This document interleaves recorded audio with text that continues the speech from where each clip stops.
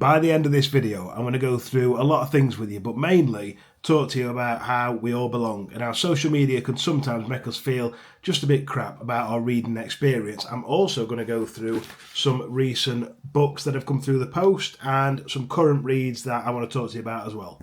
If you are new to this channel, my name's Tyrone. I'm just an average reader trying to normalise and create a space for average readers. I don't read 200 books a year and I don't have a 1,000 book library at home. If you're already subscribed to the page, I love you the most. So before I dive into the proper content of this video, we'll just talk about the elephant in the room, which is this stain on my top.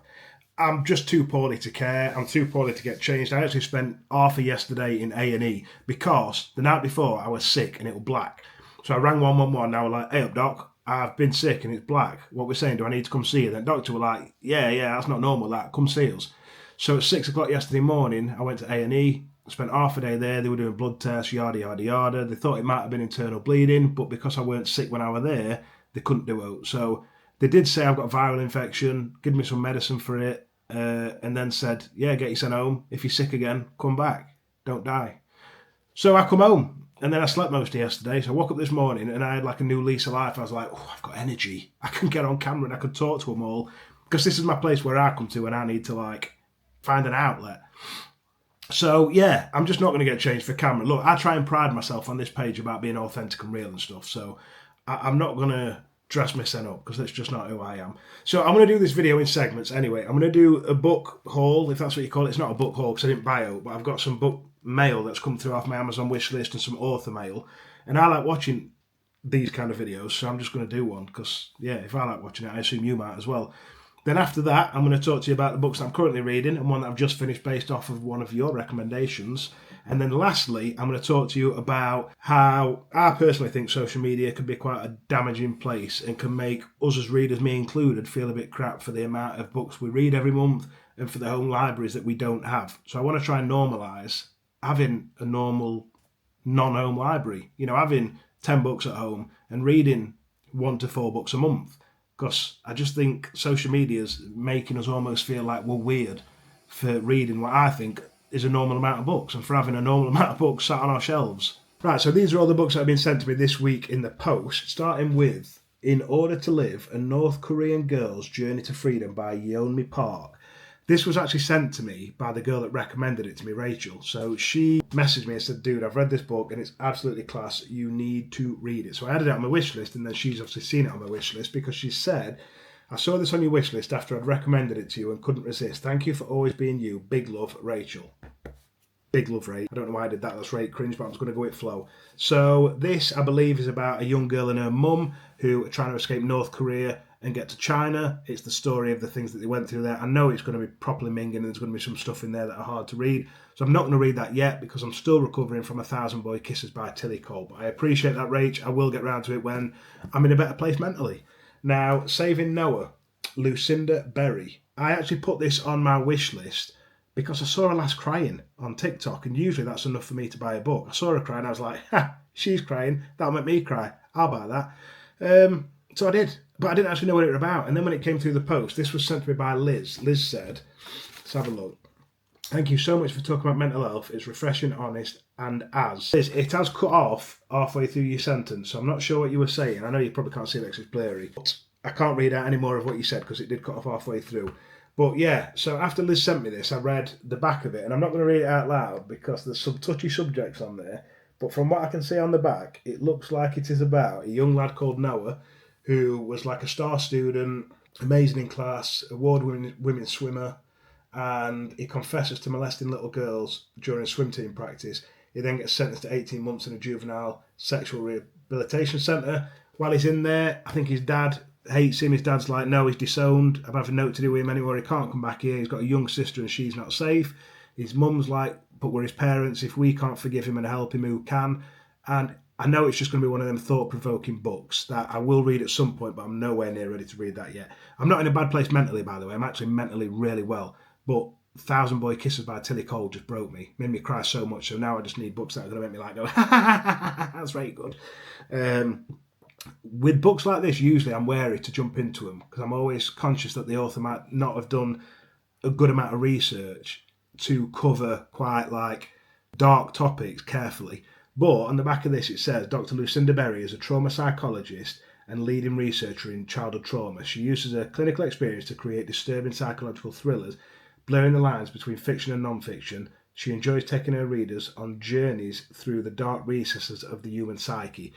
So it seems like she's probably qualified to be able to write something like that. The next bit of book mail that we got, lucky us, is actually the first 5 books in the Washington Post series. Now, I've read this one here, The Puppet Show, which is book 1 in this series, but I haven't read the others yet because I didn't have them. So this was sent to me by Jenny, and I want to touch a little bit on what Jenny said on her note, because Jenny said, "Thank you so much for just being you. You've no idea how much your videos support. When I'm having a hard day, I put on your videos on YouTube, and then I feel like I have a friend close by."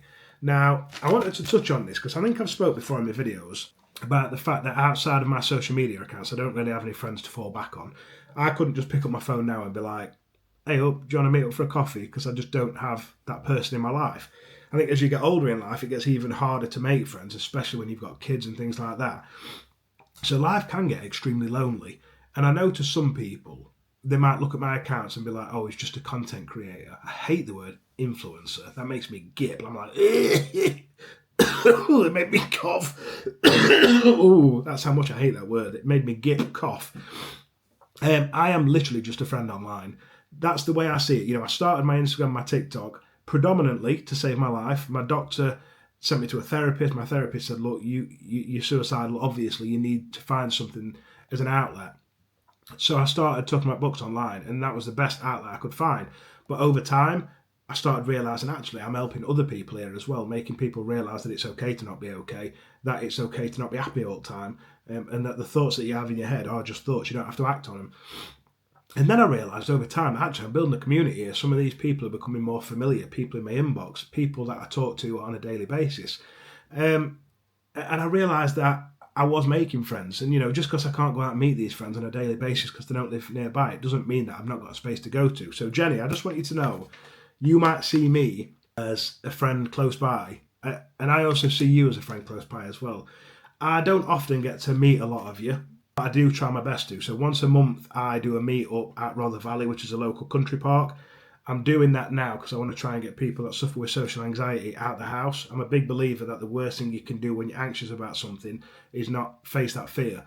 So I wanted to start doing these walks and just get people out of the house, just to get around people and hopefully build people's confidence, because I don't think sitting at home all the time reading books is good for you. I think it is important to try and socialise and get some fresh air as well. On the 3rd of January, I think, we're also doing a meet-up at Meadowhall to go book shopping. We did one this year earlier on, organised by Annie, who is an amazing girl. I love her to pieces. I've mentioned her before, but she's a girl that I follow on Instagram. She follows me, and we became friends through our social media accounts.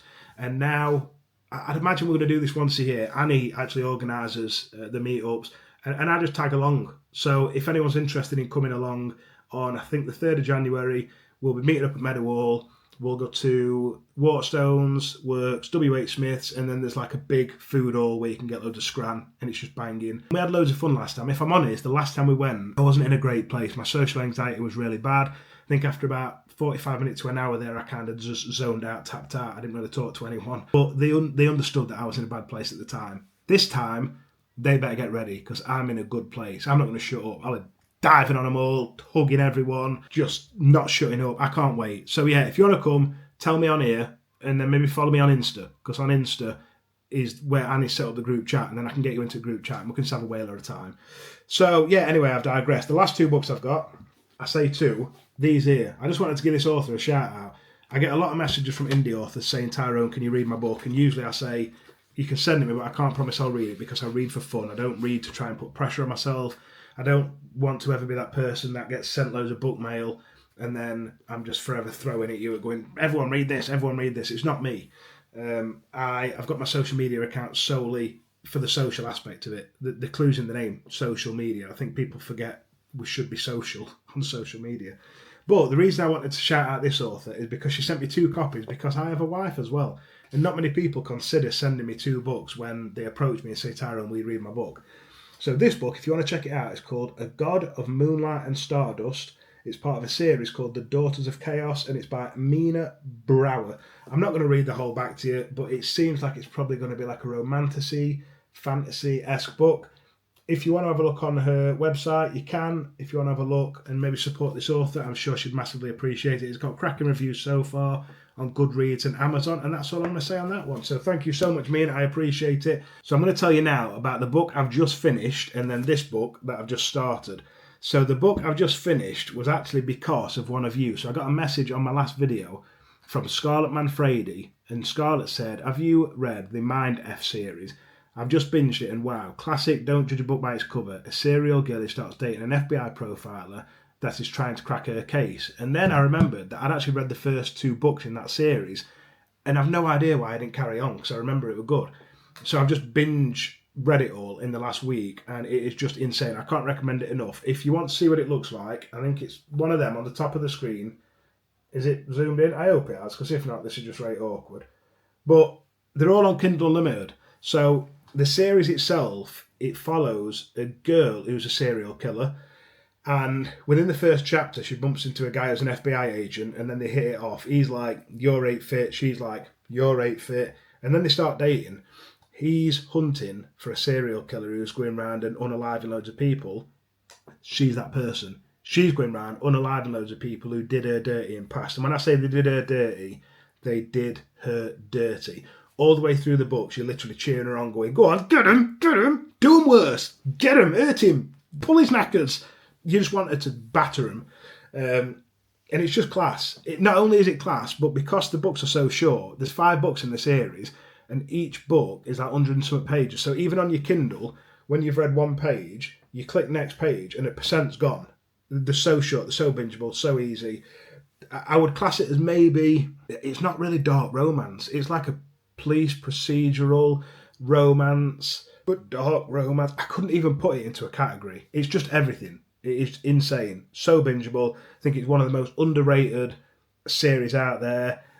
Yeah, Scarlett, thank you so much for reminding me. And interestingly enough, the author of the book, S.T. Abbey, which spelled stabby, I don't know if anyone realised that, if they've read the books, sadly passed away. So you're never going to get any work from this author again. Now, it is a pseudonym. S.T. Abbey is a pseudonym. So if you go online and Google S.T. Abbey author, I can't remember what the name of it is, but she's got another pseudonym where she wrote like some other books. But yeah, sadly she has passed away now, so you're not going to get to read any more of her work. But highly, highly recommend the Mind F series by S.T. Abbey. Now, because of that, like police procedural kind of vibe, I started reading Dead Simple by Peter James because I wanted more police procedurals. I mean, I'm on chapter 6. But it's really good so far. I don't know what to expect. I don't mind telling you from the start that the story starts. How many times can you say start? Story starts with a group of 4 friends. Well, there's actually 5 of them, but 4 of them have got their 5th friend in the back of the car, and he's absolutely blind, drunk. So they've took him somewhere. It's his stag do, and they end up burying him alive because, yeah, why wouldn't you? That's right funny. Ha, we're all drunk, let's bury our friend alive who's steaming. So they bury him alive, give him a walkie-talkie and a dirty magazine, and then they're like, right, we're going to have some fun, mate, we'll come back for you later. And he's like, help, don't leave me. So then they go, and while they're leaving, they have a car crash. And I don't know if they're unalived yet or anything, because I'm not that far through the book, but obviously he's underground. And I ain't got a clue what's going to happen, but it's really interesting. I have not read any other Peter James books yet. I got this from the market on one of my recent videos for £1, I think it was. And I just desperately wanted to read it because I love Chris Carter. You know that. I keep telling you how much I love Chris Carter. The only critique I have with Chris Carter books is they are fast-paced, they're gory, they're just bingeable, you don't want to put them down. I feel like there's a little bit of character development lacking. I don't feel completely obsessed with Robert Hunter. I wish there was a bit more character development, maybe backstory behind his family, things like that. I'm told Peter James might have a little bit more backstory, and I want a little bit of romance. Like, I want him to find a woman in this series, and I want a little bit of romance in a police procedural, because I never get that. So we'll see what I get anyway. I'll keep you updated with this one, but so far, really enjoying this book. And now I want to touch on 2 topics that are really important to me, and it's something that recently I've seen a lot more of online. The first one is the amount of books that people are reading every month or every year. And I think it's just getting a bit out of hand when it comes to the content that we're seeing online. I've seen people recently posting about reading 20 books a month, 200 books a year, and it's just wild to me. I think unless you're walking around your house with headphones on and an audiobook on day and night, I can't understand how it's physically possible. Don't get me wrong, I love reading books, but even me, I probably read 4 to 7 books a month at a push. I've got 3 kids. As I said, I've got a wife, I've got a dog. I can't just sit and read all the time. However much I'd love to, I read for joy. I'm not going to read to try and push out constant content so I can do a yes, no, maybe every other week about books that I did or didn't enjoy. So for you people out there that watch them videos and start to feel inadequate because you're thinking, oh, I'm not reading enough. How are these people getting through so many books? I just wanted to pull this up on Google. So it says the average number of books a person reads each year varies, but it's generally estimated to be around 12. That's a book a month, people. So if you are reading a book a month, even less, that's absolutely normal. What's not normal is people reading 20, 30 books a month. I'm not saying that the people that are reading 20, 30 books a month, and I don't think it's a bad thing. I love for them that they are enjoying reading 20 to 30 books a month. I don't know, I just struggle to imagine what quality of life they're having outside of reading. As I've said to you before, I'm a big believer that reading is a fantastic escape. If you struggle with mental health problems, I think it's absolutely brilliant. However, it is just an escape. It blocks everything out, but I think you also need to deal with life as well. And I'm just not sure how much life people are dealing with if they're reading 20 books a month. Like, what more spare time do you have if you're spending every single waking minute reading books? And look, you can call me a typical dad, and I probably am a typical dad, but I just think as content creators and influencers, you just need to be so careful and make people realise when you're putting that sort of content out there that isn't normal behaviour, because people are easily influenced. Me, for one, I'm quite easily influenced. Say something to me on a video and I'll probably listen to you and try it. But when people do these readathons and reading 24 hours straight and trying to read so many books in a month, other people will try and continue and copy that behaviour. And start to think that that's normal behaviour. So I just wanted to touch on that a little bit, just so you know that the average person, as I said, reads a book a month. So if you're doing any more than that, you're above average. Keep killing it. And the last thing I want to touch on is bookshelves, or lack of bookshelves actually, because I hadn't done a bookshelf tour on any of my social media accounts as long as I'd had them. And it's because I didn't think anyone would care. Because my first bookshelf is a pine bookshelf that I got £15 from a charity shop, and my other one was a £40 bookshelf that I got from IKEA. And what's wild to me is that when I got the IKEA bookshelf, because that was my first one, I remember the excitement I had. I was talking to my wife for ages saying, babe, please can I have a bookshelf? Please can I have a bookshelf? And she's like, babe, we haven't got space for a bookshelf. So I was like, please, it's £40, it's from IKEA, I'll make it fit. So we went to IKEA and I was buzzing. They've got them big trolleys in IKEA, and I was stood on back at trolley and I was sliding down, and she was like, babe, chill out, just calm down. And I weren't calming down. I was getting my first ever bookshelf. I was just like, wow. Before that, my books were just like piled up in house. So that's how excited I was to get my first ever £40 bookshelf. And that meant so much to me. Like when I got it home and I built it up and I looked and I was like, the pride I felt at trying to organise my books in like height order or author order. And then I'd start getting more and more book mail sent through post, and I was just like, oh, we're getting in the same spot again. I'm just having piles and piles of books. So then I needed another bookshelf. My wife was like, there's no way you are not having another bookshelf. Babe, we live in a 2-bedroom council house. We do not have the space for you to have another bookshelf. So I was a bit cheeky on this occasion. I went to my local charity shop while my wife was at work one day. Now, I didn't post the bookshelf tour, but I did actually post some on my Insta when I was going to get it. So I went to my local charity shop and I was like, have you got any small bookshelves? And they was like, yeah, we've got this one actually. It's £15. So I was like, I'll have it. It felt sturdy, like rock hard. It was really good, quality build. And I brought it home and I put it up on. If you've seen my bookshelf tour, you'll see we've got like a raised platform in bedroom at corner. I don't know if a boiler used to be there or something, but it's flat now and it's just, I don't know, with chuck monkey washing and stuff on there. So my wife came on from work one day and I'd got my bookshelf and I pushed it up against the wall and all my books were on there again. And joy, I was so happy. And even to this day, I go up into my bedroom and I look at my bookshelves and I just think, wow, I am so happy. The joy they bring me. So I was like, why on earth shouldn't I feel pride to be able to share that with tens of thousands of people online? Why should I feel like just because I haven't got a wall-to-wall library with ladders that slide across my wall, why should I downplay my own library? To me, my library's perfect. And I know it's not libraries, it's not 1,000 books, but I wouldn't change it for the world because it's mine. And I wanted to do this because there's people out there who probably feel the same way that I feel.